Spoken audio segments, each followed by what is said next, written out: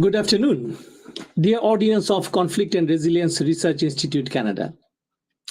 And on behalf of Conflict and Resilience Research Institute, I welcome all of you to listen and participate in our 9th episode of webinar of Project IDEA.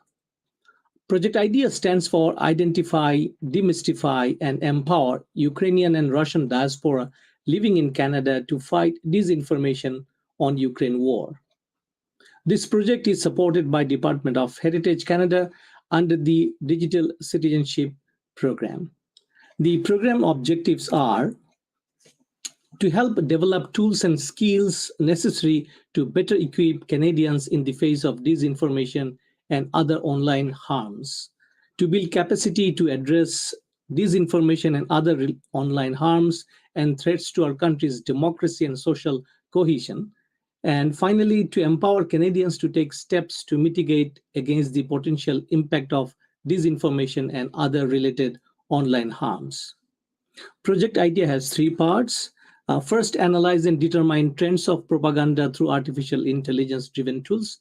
Secondly, demystify propaganda through subject matter experts.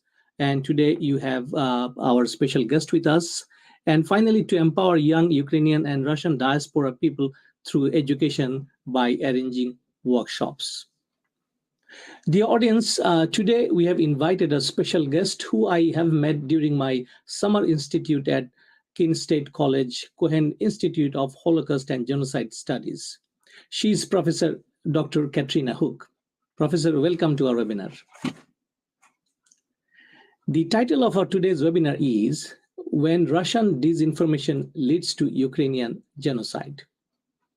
Dear audience, before I begin, let me do the treaty recognition. Conflict and Resilience Research Institute Canada is located on original lands of Anishinaabe, Cree, Oji-Cree, Dakota, and Dene peoples, and on the homelands of Métis Nation. We respect the treaties that were made on these territories, we acknowledge the harms and mistakes of the past, and we dedicate ourselves to move forward in partnership with Indigenous communities in a spirit of reconciliation and collaboration. Dear audience, as we invite Dr. Christina to this session, it is my privilege now to read her impressive bio. Professor Dr. Christina Hook is an assistant professor of conflict management at Kennesaw State University's School of Conflict Management, Peace Building and Development. She is an anthropologist and scholar practitioner specializing in large-scale violence against civilians, including genocide and mass atrocities, as well as emerging forms of warfare and violence. A specialist in Ukraine and Ukraine-Russia relations, Dr. Hook has worked in 25 countries, including across Eastern Europe, the Balkans, the Middle East, East Africa, Southeast Asia, and the Caribbean. Prior to her time in academia, Dr. Hook served as a policy advisor to the United States Department of State's Bureau of Conflict and Stabilizing Operations, and as a political economic officer in an embassy-based diplomatic posting abroad. She received a U.S. Department of State Meritorious Honor Award for her work on preventing and responding to mass atrocities and was a 2013-15 U.S. Presidential Management Fellow. Ladies and gentlemen, now it's my honor to invite Professor Dr. Katrina Hook to the studio and to the floor. Professor, floor is yours. Please go ahead. Thank you so much. I've been looking forward to our conversation tonight on a topic that is so important and so urgent. And I have to say the title of this institute is so perfect because tonight we're talking about a story of conflict and we are talking about a story of resilience. I know that we're going to have many in the audience who are well educated on the Russia-Ukraine war over the last 8 years, but I thought I'd give just a brief overview, including share a little bit more about my time in the region to start us off tonight.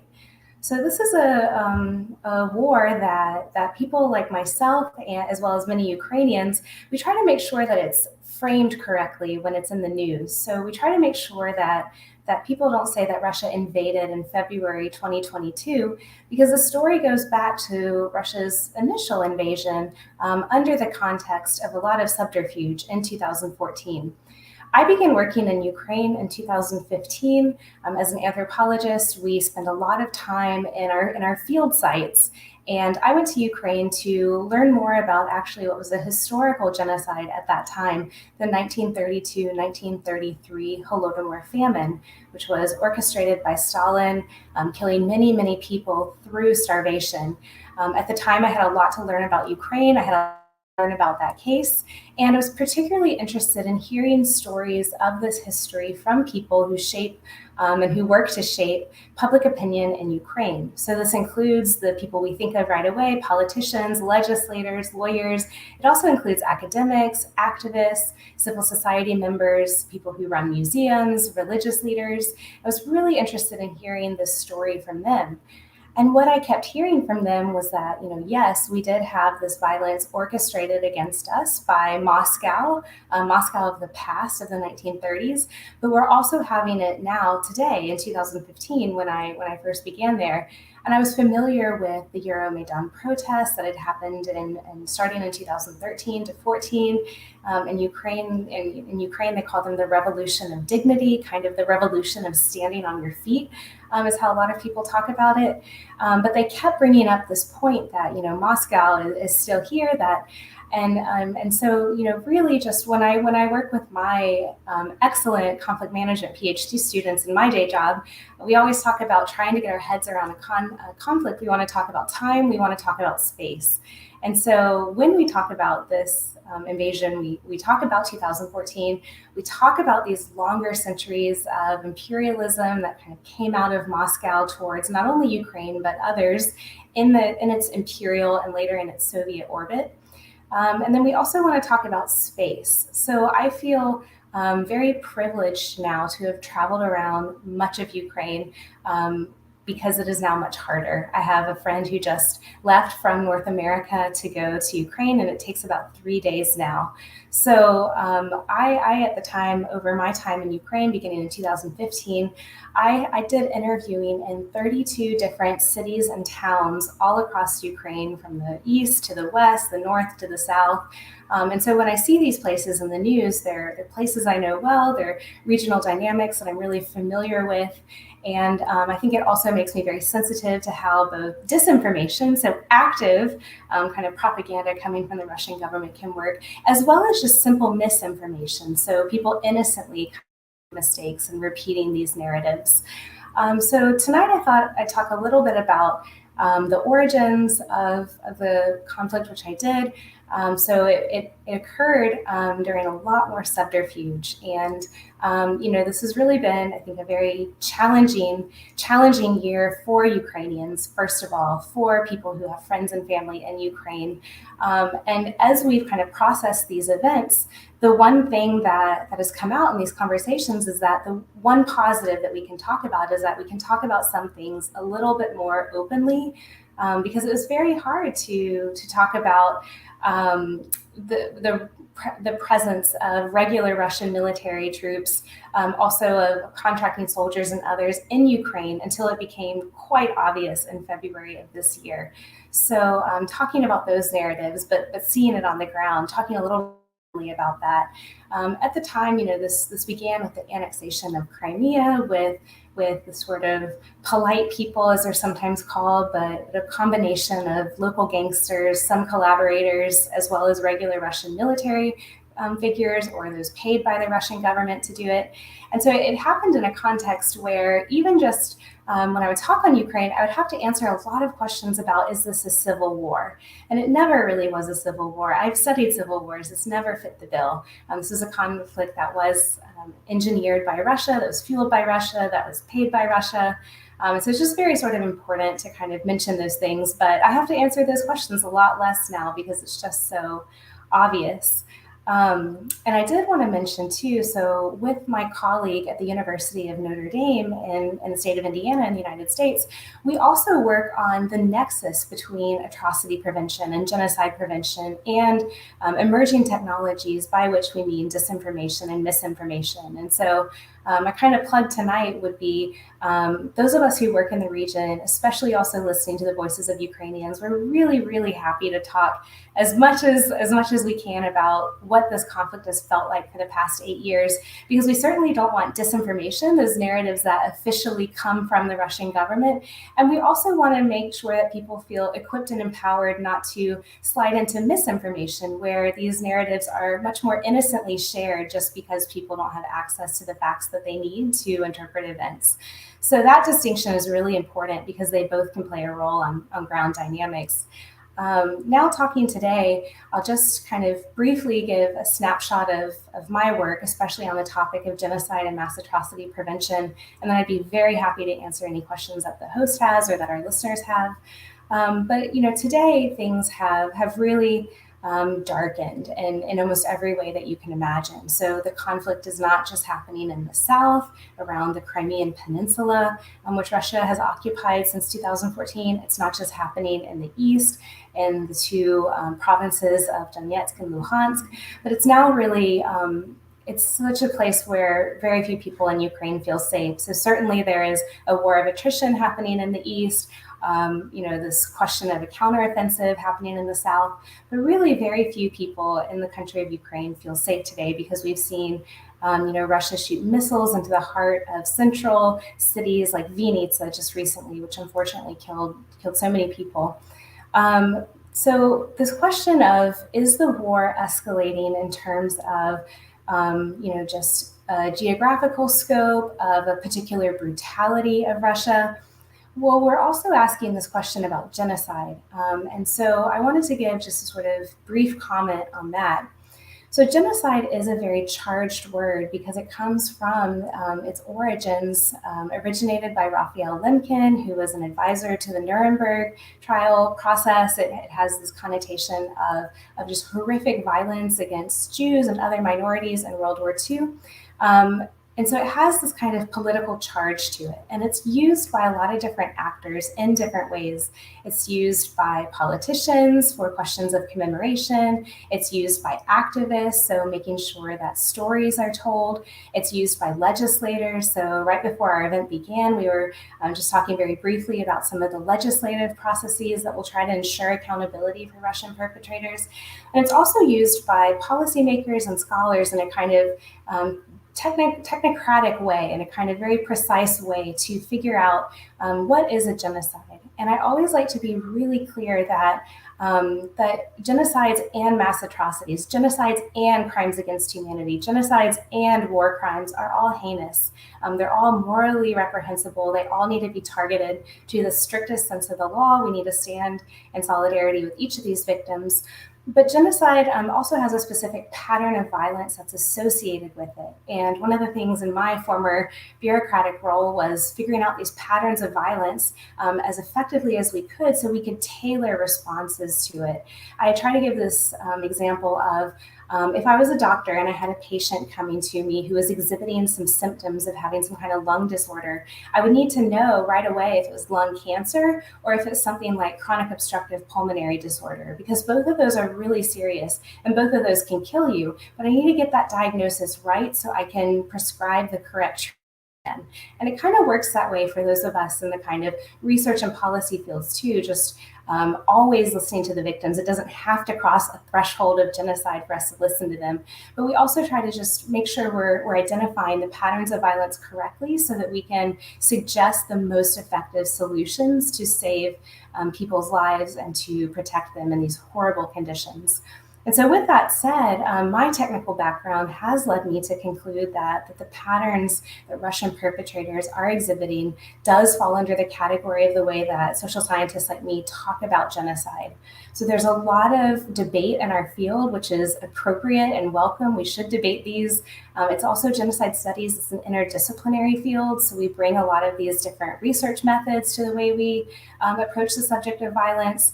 And, it's always, it's a field that's grown a lot in methodological sophistication. So, it's a very lively field, lots of debate. But within all of this debate, there are scholars who've taken stock of where we are in the field. And they've said, you should really pay attention to two dynamics. So we look at victims first.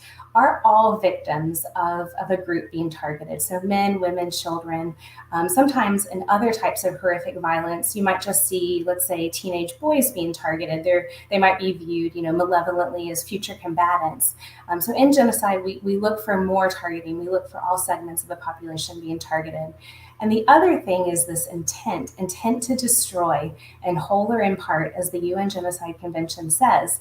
And that's a tricky one, but there's the way that social scientists like me look at it is we come up with these kind of proxy variables. So we look for patterns of violence that help us identify and diagnose this violence. So when we're looking at destruction, that's a very different pattern of violence than if you're looking to just subjugate a people group, if you're looking to repress them, if you're looking to just batter them so that they'll cower and be afraid of you for a generation. That's very different than destructive violence. Destructive violence, we see perpetrators who are much more likely to inconvenience themselves.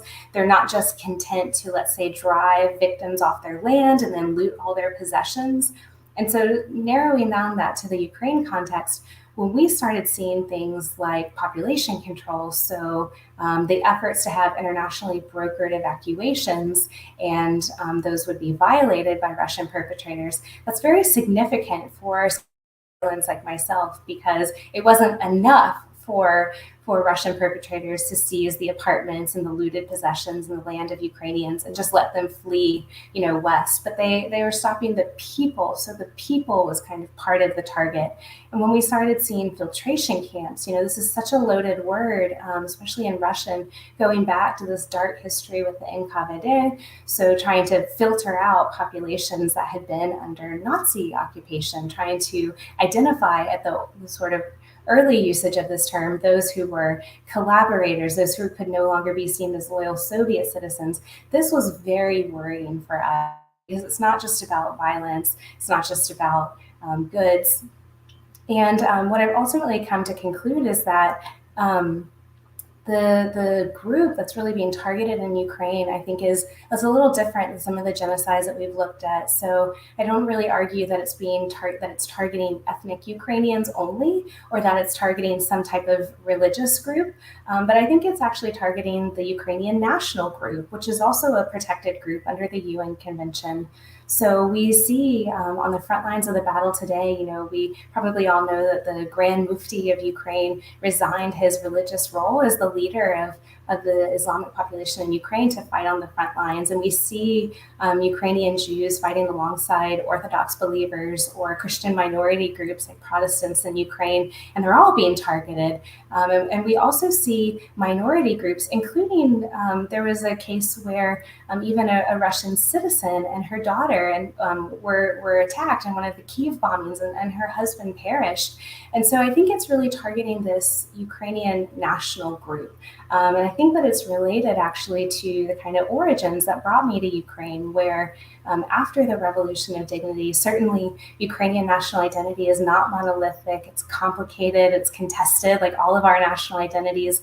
But there was this process of things that we associate with Ukrainian heritage, songs, symbols, things like that, being kind of fused into characteristics of growing pluralism, of growing multiculturalism, of growing kind of freedom and ensuring that people had a real say in their government. And so I think over time that just became, despite all of the debate that we all debate about our country's national identities, that fusing of Ukrainianness with those characteristics has just, I think, as we look back on this, part of the story of Ukraine becoming just something that Vladimir Putin and that others who orchestrated the genocide could not live next door to. And I wanted to bring my sources. I am a scholar after all, so we want our sources. And so, I think most of us know Russian state media has called for a lot of violence, but just today I quoted their state media agency saying, quote, "Denazification will inevitably include de-Ukrainization." They said that Ukrainian desires for independence veiled the country's true Nazism, and that, quote, "Ukrainism is an artificial anti-Russia construct." So there's a couple things going on there, and sort of, I think, getting at the dynamics that I was just talking about, where this fusing of to be Ukrainian wasn't tied to your religion or your ethnicity. It was more tied to your values of the broader society you lived in. And then it's also, I think, really dehumanizing people. So it's saying that that people have no say in their fate. It's denying them agency, which is a longer trend of Russian imperialism in Ukraine and the region. And it's also dehumanizing them because it's over and over equating Ukrainian identity with being Nazis. And so not just the Ukrainian military, but broader Ukrainization or de-Ukrainization. So that's when, as the title of this talk suggests, that disinformation is always harmful, whether it's trying to subvert a free election in a country, but there's also a tipping point where it can really, really lead to real violence against people. And I'll just wrap up my comments now, but just to say to the audience, I really appreciate those gathering who are interested in this region, who are interested in the topic of disinformation, because for those of us who aren't in Ukraine right now, just sort of telling the facts and telling them straight is a part of how we can support Ukrainians who are being victimized by people acting out this violent disinformation. Thank you very much, Professor. I think it's such an enlightened talk.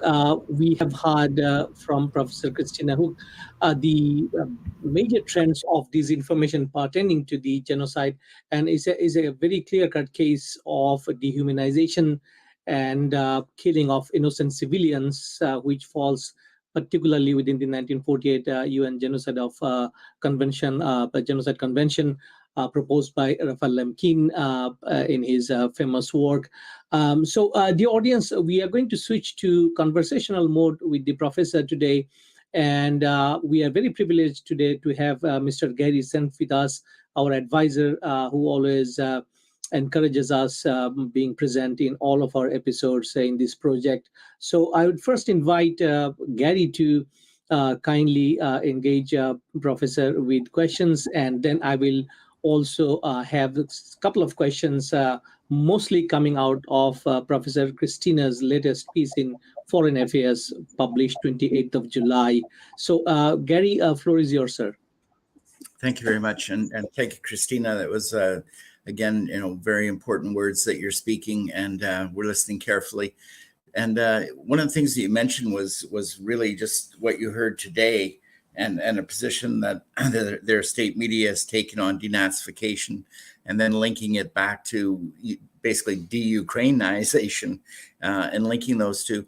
That is something that is fairly common to see in genocides around the world, is the concept of dehumanization. So just for our viewers, if we think about, say, Rwanda, there was the words that were used were roaches. So it doesn't have to make sense. The words don't even make sense, but it's a form of dehumanization. Can you just speak about the importance of language in that regard? Absolutely. Thank you so much. And I'm really glad that you brought up this subject of Rwanda, because my training is as a genocide scholar. So I started out with the Holocaust, published on the former Yugoslavia, on Bosnia, on Rwanda, on these other cases. And so, we learn things from the past, and we hear these kind of echoing patterns, even if the words are different. So in Rwanda, I will also mention that when that was brought to international justice, there were people from the radio system who were tried for inciting genocide through language. And so I got out into this conversation because, with my job, I watch a lot of this dehumanizing language that's coming out of very popular shows in Russia. So the importance of language, I think, is language shapes people's worlds. So, there's lots of studies that say if you are a population group that lives in snowy places, you have more words in your language for snow. You have these subtleties like, sleet, flakes, like all these kind of subtleties. If you are I am from the state of Florida in the United States. We have lots of words for water, different types of water, different topography related to water. And it's all because, the sort of your experience in the world is shaped by language. And it's not just your reality shaping your language, but you're also kind of shaping reality yourself with language. We see that in a lot of ways. We see, if you kind of talk kindly to people, even if you're in a cranky mood, you can kind of work your way into facing the day with a brighter outlook. So these kind of simple analogies work in the case of genocide. These places or these platforms like Russian state media, primarily television, can be really powerful. We unfortunately imbue these platforms with authority that sometimes they're not worthy of. So just because somebody's on Russian state media saying these things and they're wearing a suit and they're slick graphics, it can begin to very subtly influence people's minds. And so one of the things that I've been really concerned about in this case is something that draws from Dr. Jim Waller's work. He's a psychologist. I believe you've had him on the program before. And he always talks about this shift in a society. So contrary to maybe something that people think about genocides is genocides don't happen when a kind of spontaneous number of killers emerge in a society. They tend to happen when not enough people in the kind of average society take an active stand to stop the few who are willing to orchestrate and push dynamics farther. And so that broad group of society really matters, and it matters in Russia today. And so one of the things that I've been really concerned about as someone who's long read the work of a psychologist like Jim Waller is this transition where violence against Ukraine and the kind of broad society would be not just something unfortunate, not just something that, it's really a pity if we happen to hit any civilians, but we have to go after the political leaders. That's a kind of, reluctant view of violence. In a genocidal society, you often see this shift from it being just kind of a necessary evil to it being something that is part of the greater good, so that it becomes part of something that you must do to be ethical. And that's something I was very concerned about. Just one example, the former head of Russia's space agency began to talk about how they had to fight the Ukrainians, that Ukraine was an existential threat to Russia. They had to do it for their grandchildren. I mean, I really encourage our listeners to look up the precise quote. I'm sure you'll find it. It was widely reported on. But I saw that as this kind of transition with words from violence against Ukrainians not just being a necessary evil, but being something that was actively, quote, ethically good, ethically in the sense of society good for the society of Russia. And I certainly hope that has not taken hold in Russian society. It's very troubling. Thank you very much. And after language, another important concept that you spoke about was intent. And so in this case, it seems that, there's a statement against the entire nation. Not even, like say the eastern region versus the western region. It may well go beyond again. So do you feel that the evidence of the way the war is being perpetrated with civilian losses and targets is a clear sign of intent? So I do, and that's something that I explore in greater detail in the piece that you're kind enough to mention. So one of the things that I really look for when kind of teasing out perpetrator intent, because as you're right, it's absolutely challenging. One of the things I look for is how do the perpetrators talk about the future with the victims? Because they are violent perpetrators. They're going to probably say something horrible about the future of their victims. But in some cases, I see perpetrators talk about the victims as kind of like, cowed or suppressed, or they say things like, they'll be our slaves in the future. They're saying horrible things about these people, but they're still envisioning those people existing in the future. And so one of the things that I'm looking for with the Ukraine case is how do they talk about Ukraine of the future? And so when I see people who, like former President Medvedev talking about Ukraine won't be on the map, certainly the more powerful president today, Vladimir Putin, has also talked about Ukraine not existing, and I see this echoing a lot. That's something that's very significant. It's something that I look for not just in Ukraine, but in other cases. And I really do see this portrait emerging of it's not going to be enough to kind of repress Ukrainian society or have it back under control, but they're really saying that basically be Russia or die, like crudely, like that's the message that I'm seeing. And I'd like to as well too, because genocides in different societies and different contexts play out in different ways. So obviously in the Holocaust, just horrific numbers of victims. So more than 6 million Jews and many others, Roma, the disabled, like many victims. We see it play out in different ways. But genocides are not just a phenomenon that has to do with a certain number of people being killed. So we do see killing, because when you want to destroy someone, when you don't want to have them in the future with you, killing is one way to do that. But one of the other things that I'm seeing in this case is the attempts to using violence forcibly Russify people. So they can't continue to exist in the future as Ukrainian, but maybe with enough re-education, which is often accompanied with beatings, according to testimony, maybe they can wake up and realize that they're really Russians.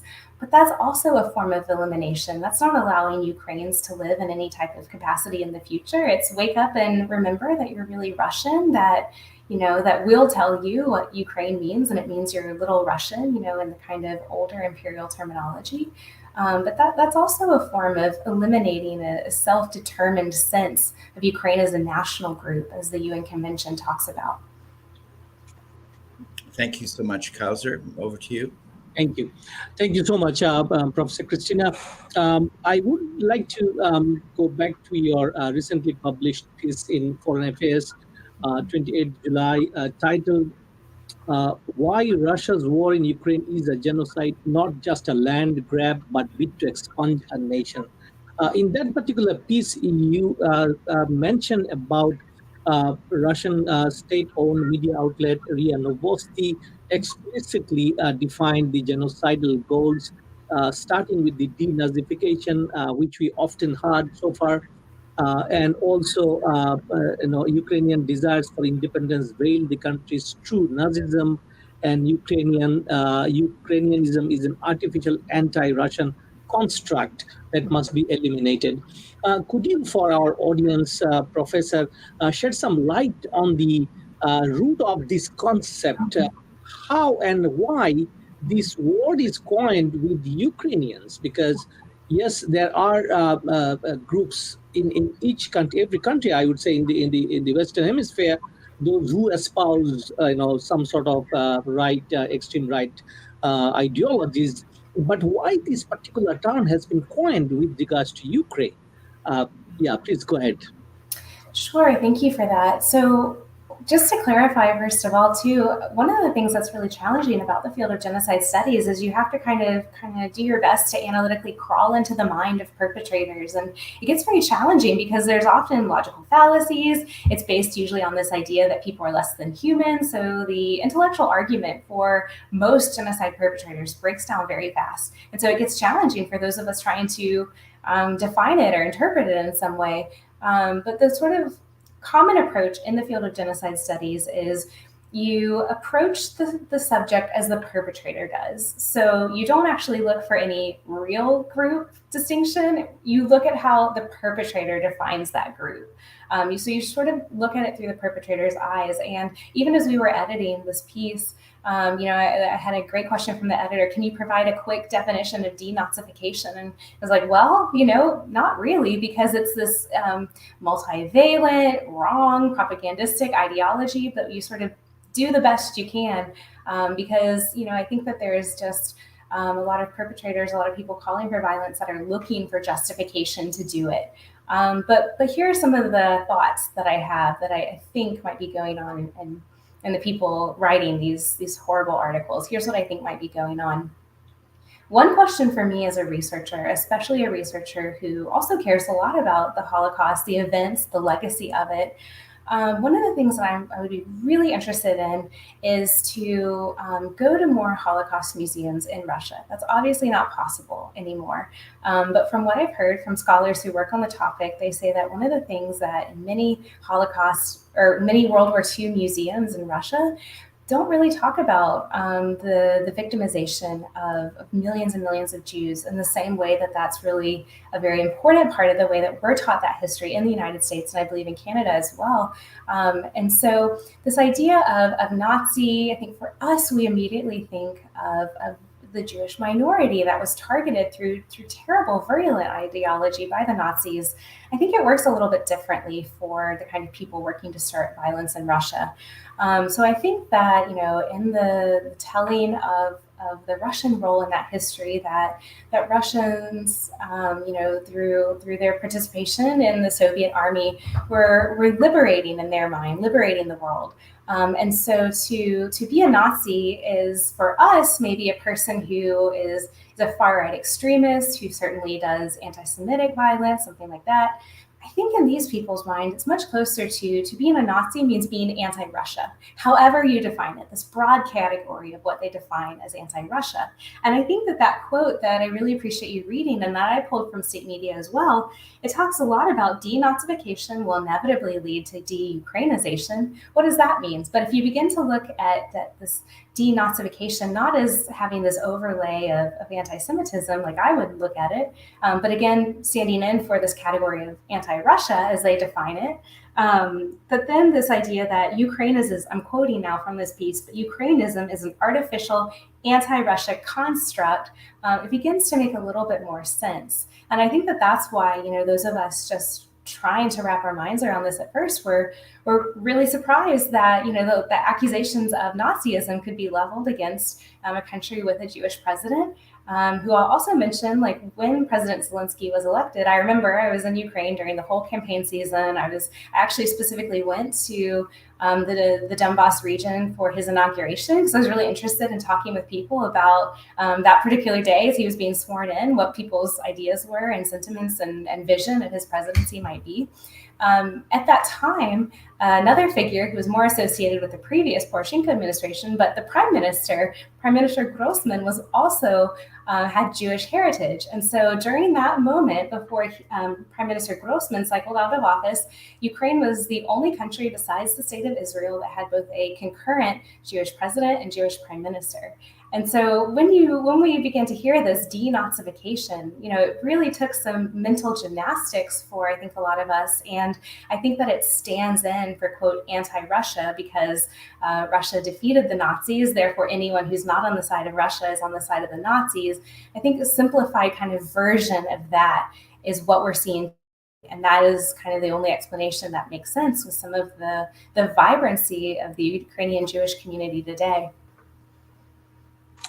Thank you very much. It's definitely a mental gymnastics to really pin this term onto Ukrainians. My next question to Professor would be a very interesting part of your article in Foreign Affairs. Talk about wiping out Ukrainian history in occupied area, legalizing the adoption of trafficked Ukrainian children deported to Russia, 1.9 million, and then 307,423 Ukrainian children have been fast-tracked for adoption by Russian parents. So, of course, that fulfills one of the criteria of forced movement of population under Article 2 of 1948 Convention. But the question is, Professor, to you, what do you think the grandeur scheme of Russia with regards to Ukraine, and do they really plan to do it in a even massive scale in the future when they occupy most of the country itself? And if that is the case, then it is absolutely I think possible to establish the fact that it is genocidal. Yeah, I mean, it has the genocidal intent of Russian state. Your comments on it? Right. Just to clarify, are you asking about if I expect to see more deportations, more forced migration happening in occupied areas? Yeah. That certainly fits the pattern to me. I don't think that we can point to any place where Russia has full control over the population where they're saying, stay there. So I do see that. And I think that was one of the issues where I was looking at it and trying to understand, again, from the perpetrator's mindset, what possibly could be going on. And again, I think that there is this very perverse, non-factual ideology, but I don't really see this as a targeting of the Ukrainian ethnicity as much as it is a targeting of the Ukrainian national group, which again, both are covered under the Genocide Convention. Because I think that there is this perverse perpetrator idea that that there's this like maybe ethnic malleability, or that people will wake up and realize that they're really Russian. And so I think that there's this idea that if we get them young enough, speaking on from the sort of perpetrators, if we take these people, we can make them forget that they were ever, this artificial Ukrainian category. And again, that's a form of group erasure. That's why it was codified specifically under the Genocide Convention, which you centered our conversation on so helpfully. And I do see this rising and rising. I think that all of us out here want and also believe in a Ukrainian victory. I think we're also concerned when conversations occur of land concessions or this and that, because the lands where Russia controls, we're really seeing these patterns of violence, of forced elimination of people, either through violent Russification, where people making it through the filtration camp, try to have to pretend that they don't know, that they're not who they really believe themselves to be. So I think that we're all hoping for these areas to be liberated as quickly as possible, because the violence and the deportations seem to be just gathering steam. Thank you so much. I would have another question, and then I would invite Gary to step in again. Professor, I'm referring to the same piece in Foreign Affairs.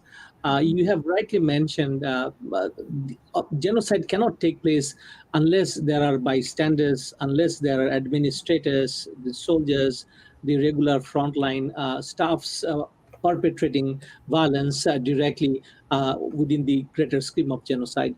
The question is to you, Professor, what do you think in this century, where we have access to information, we have access to truth to some extent with so many means, the regular Russians in mainland Russia, I'm not talking about our societies, but even the mainland ethnic Russians, how are they convinced about these kind of atrocities, how they are recruited to this idea of perpetration of violence, according to your research and insights? Sure, thank you. So I remember reading and actually knowing people who survived under Russian occupation in the Kyiv region before the Russians were driven out. And I think that there was just this shock on the part of many Ukrainians, like they really believe we're Nazis, they really believe we're being liberated. And so there is this kind of internalized ideology that we're seeing of people doing the direct perpetrating violence. But you're absolutely right that when we look at genocide, we look at lots of other roles. And I will say that a lot of these other roles, especially people who are organizing the genocide, who are facilitating it, so people who are facilitating the forced deportation, the forced trafficking of Ukrainian children, should face justice for this. But there's also this category that we've talked a lot about, and that we talked about in the context also of my remarks, really being concerned that there could potentially be this shift from apathetic violence against Ukrainians in Russian society to it being something that is inevitable or even good for the society. It's very important, the role that Russian society can play, because there are these people that are being, trafficked by the millions into Russia. And we do hear reports of what I've heard called the Russian Underground Railroad. So using this metaphor of moving African-American slaves in my country's history to freedom, of trying to help some Ukrainians get away from the areas that they've been forcibly taken or taken to remote parts of Russia. And so those people are putting their necks out there, and they're doing work. I don't know really, like this is the $1 million question for besides how this radicalization takes place. But I have some thoughts. I think that, we look for meaning, we look for the world to make sense. And so we do have to be careful, just as humans navigating our way through the world, that we don't see patterns where they don't exist. There's specific phenomenons, or that we don't miss patterns that are there. And so I think that sometimes we look for ways that our lives might be meaningful, and that those can be ways of helping people and really be for the social good. It can lead to solidarity and things like that. But it can also, in the right context, and especially fueled by violent people like Vladimir Putin and others in state media, of finding your meaning by saying that you are, better than someone, that you are the sort of cultural capital, or the center of the empire, or something like that. And so we've seen that kind of negative attempt to find meaning in life come through Russian imperial nostalgia and things like that. And so, I remember really watching Russian society closely and really hoping that we would see large-scale protests. And I do want to say that we have seen people protest, and those people are also extremely courageous, but it's been in relatively small numbers. We're also watching Russia really transition very rapidly from what we might have thought of as authoritarian to really moving a lot closer to totalitarianism. But we didn't see, massive protests that we saw in Russia about 10 years ago. And so I was really, wondering what was happening, what was going on in Russian public opinion. And I'd still love to learn more if our listeners have ideas too, or sources of data. But one thing that I wondered is we all wondered if Russian mothers might play a role back in March. Like, could they say that they didn't want their sons to die? Could they come to the border in Ukraine and get their sons back? There were plans like that. And, there was this other way of looking at that issue. The other thing that could happen is that if you're a mother and your son has died in a war, and it is an illegal war, a war of unprovoked aggression against your neighbor, a war that turns into genocidal war, then that's a very hard thing to live with, to say your son died a fruitless death as essentially part of a criminal military. So would that further cognitive dissonance in Russian society, where facing that painful truth could be too much, and it would be better to kind of mentally protect yourself from facing that terrible reality, to suddenly switch to being more of a supporter of this war as your leaders frame it to you. And so that's what I wonder about, what's happening in Russian society on that issue. Thank you so much. Gary, back to you, sir. Yeah, so that was again a very important discussion. As we watch to see what develops within Russia itself. Another unusual element is the role of religion in Russia and Ukraine through this genocide period. And I wonder if you have any comments on that. It seems the Patriarch of Russia, the Orthodox Church, has taken on a very militaristic role rather than a Christian role. Right. So there are always a lot of questions about the leaders of the Russian Orthodox Church. There's always allegations of how much net worth certain senior leaders might have, questions like that. There's also a role of the Russian Church in really working to make life very difficult for Russia's other religious minorities. So I think about the Jehovah's Witness population in Russia, or Protestant Christians in Russia. It's actually the role of the Russian Church that sometimes the leaders, not the congregants always, but the leaders, that make life very difficult for people like that. And I think that we've seen that kind of in hyperdrive in this context of also dehumanizing Ukrainians for another way. It's as we see kind of a crisis-based rallying together in solidarity in Ukrainian society, as seen, a lot of different ethnic groups fighting alongside, who are all members of the Ukrainian nation, fighting alongside different religious groups. We're seeing kind of the opposite of this language of violence justified in the language of religiosity from the primarily top Orthodox leaders in Russia. And that is very troubling. And again, I really would hope that their congregants would return to their scriptures, or use the kind of religious logics to also push back against that, because they're certainly there. There's certainly that wealth of ways that congregants could correct or suggest things for their religious leaders that are, I think, could play a difference in this.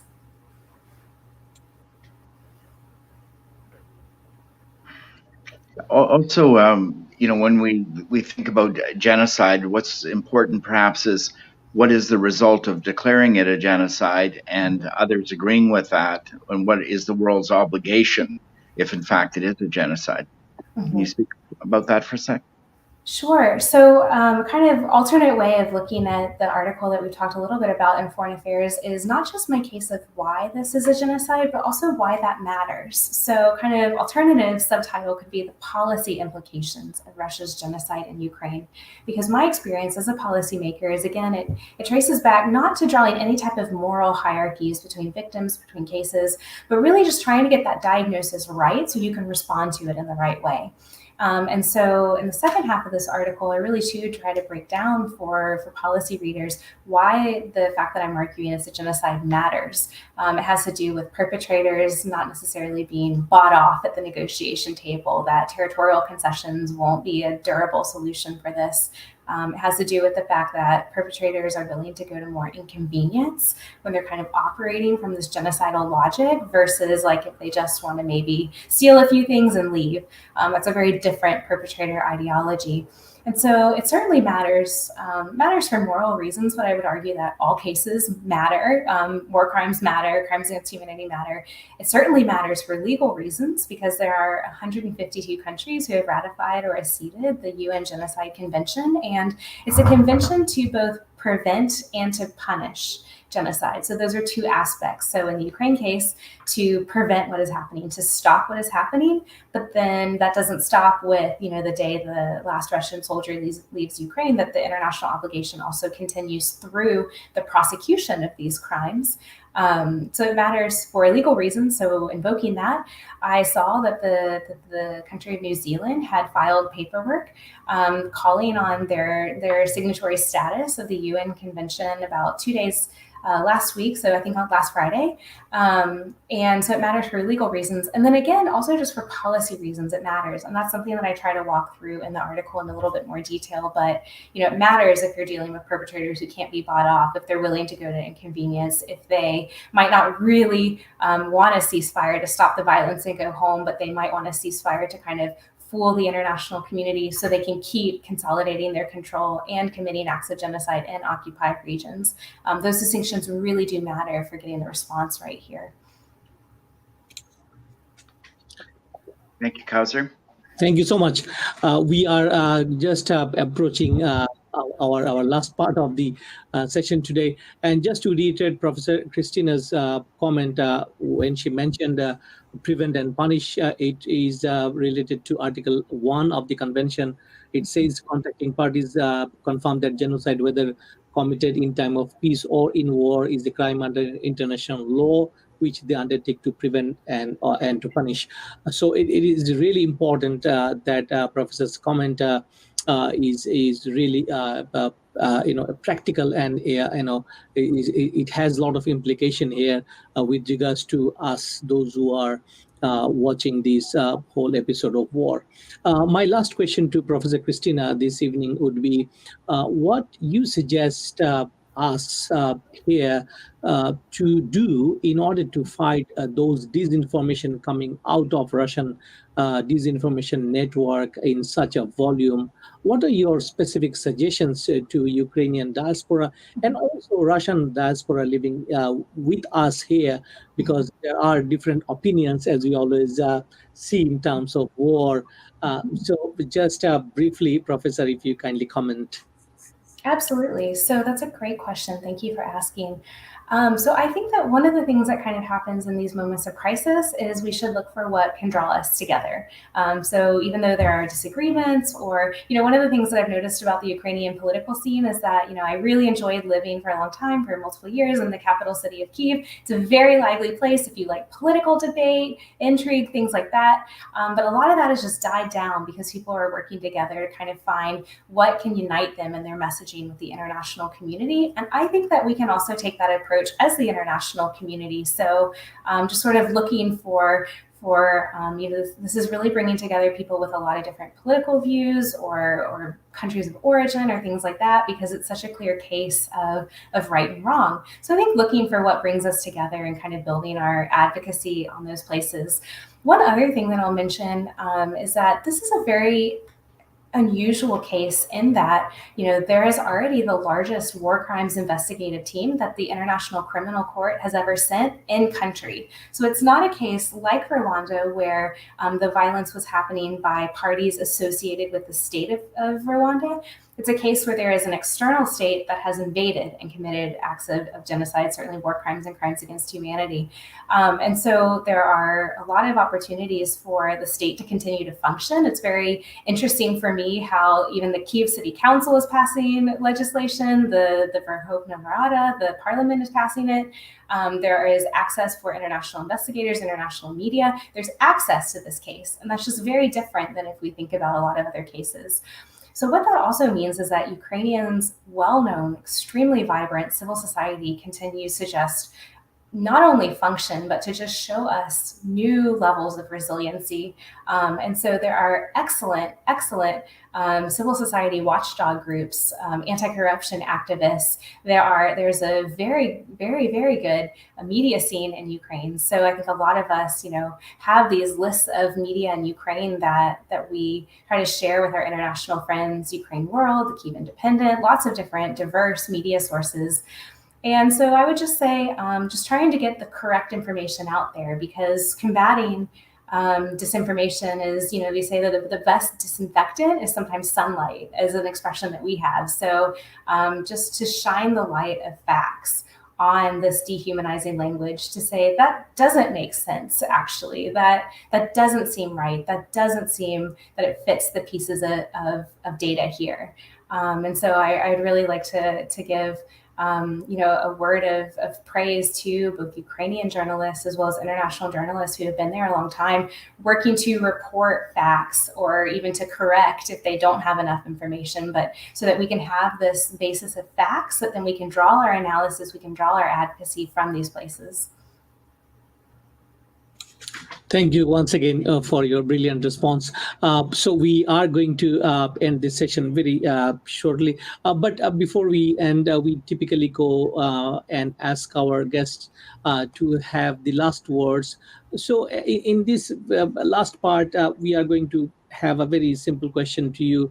What are your hopes and fears for the future of this war in terms of disinformation, in terms of resilience that you rightly mentioned within the Russian and Ukrainian people living with us every day here? So very briefly, Professor, if you also share your thoughts. Mm-hmm. So I feared this war in advance because I have lived in Ukraine. I wrote a piece in March for the Atlantic Council where I quoted in 2017 a representative of the Holodomor Genocide Museum talking about the possibility that this might happen. And so it did happen. So how do we respond? I've never doubted, because I know the country of Ukraine very well, I've never doubted really that Ukraine will win this war.